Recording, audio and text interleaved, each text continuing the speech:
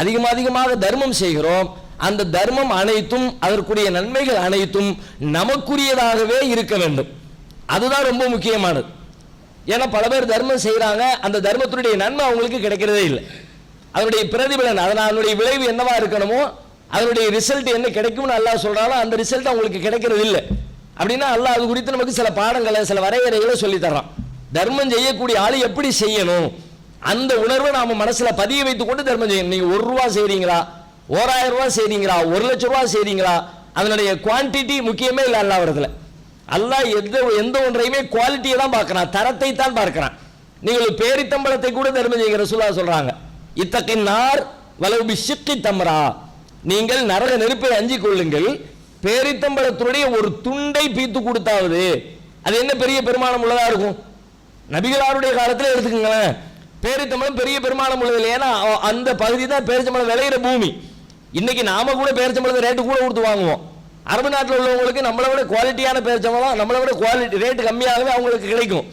அதுவும் தெருக்கல்ல போகும்பொழுதெல்லாம் அந்த பழங்கள் காய்க்கக்கூடிய சீசன்ல தெருவெல்லாம் அப்படியே கொட்டி கொட்டி கிடக்கும். வாகனங்கள் போய் ஏறி மிதிச்சு அற்பத்தில் அற்பமான ஒரு பொருளை போல பயன்படுத்தப்பட்ட ஒரு பொருள் ஒரு பேரித்தம்பளம். ரசூல் ஸல்லல்லாஹு அலைஹி வஸல்லம் சொல்றாங்க, இத்தகின்னார் நரக நெருப்பை நீங்கள் அஞ்சிக் கொள்ளுங்கள், வலவு பிஷிக்கி தம்ரா, பேரிச்சம்பழத்தை கொடுத்துன்னு கூட சொல்லல, பேரிச்சம்பழத்துடைய ஒரு துண்டை கொடுத்தாவது. மொத்தமே ஒரு பேரிச்சம்பழம் தான் இருக்குது, அதுல ஒரு துண்டு உனக்கு தேவைப்படுது, ஒரு துண்டை நீ தின்னு தனியே குடிச்சுக்க, இன்னொரு துண்டை இன்னொரு துண்டு அப்படி கொடுத்தாலும் பிரச்சனை இல்லை. ஆனா அல்லாஹ் இடத்துல நீ எவ்வளவு கொடுத்த என்பது கேள்வி அல்ல, எப்படி கொடுத்தா, என்ன மனநிலையில் கொடுத்தா, ஏன் கொடுத்தா, யாருக்காக கொடுத்தா, எதற்கு கொடுத்தா, இவைகள் தான் முக்கியமே தவிர கொடுத்த அளவு இரண்டாம் பட்சம் தான்.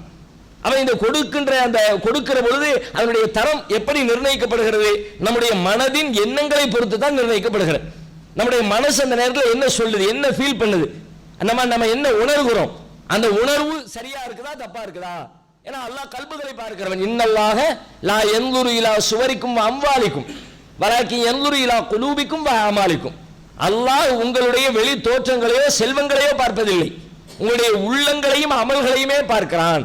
அப்ப உள்ளங்களை பார்க்கிற ரப்புல் ஆலமீன் நாம செய்யக்கூடிய இந்த தர்மத்துல அந்த தர்மம் செய்கிற மனிதருக்கு என்ன உணர்வு இருக்கிறது என்று பார்க்கிறான்.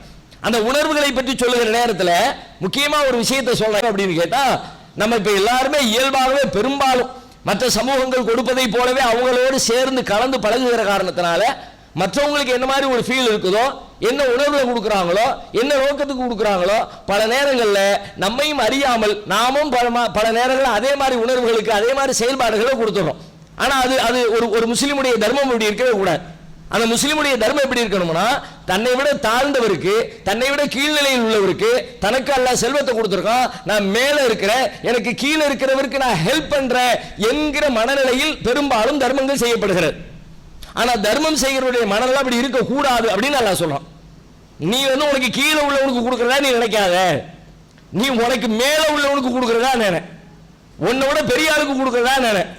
அப்படி அது கொடுக்கிற பொழுது அவனை இழிவா நினைச்சு ஒண்ணுமே இல்லாத அற்ப ஜந்துவா இருக்கா என்ன பண்றது, நம்ம என்ன அவனை கொடுத்து அவனை கை தூக்கி விடுவோம், அவன் என்னமோ மட்ட நீ என்னமோ வசத்தின்னு ஒரு ஃபீலிங் உள்ளத்துல இருக்கு பாத்தியா, அந்த ஃபீல் வரவே கூடாது. உலகத்துல வசதி மட்டுமே கிடையாது, எல்லாம் ஈக்குவல் தான். பொருளாதாரத்தில் நீ இன்னைக்கு மேல இருக்கலாம், ஆனா அறிவில் அவன் உன்னை விட மேல இருப்பான்.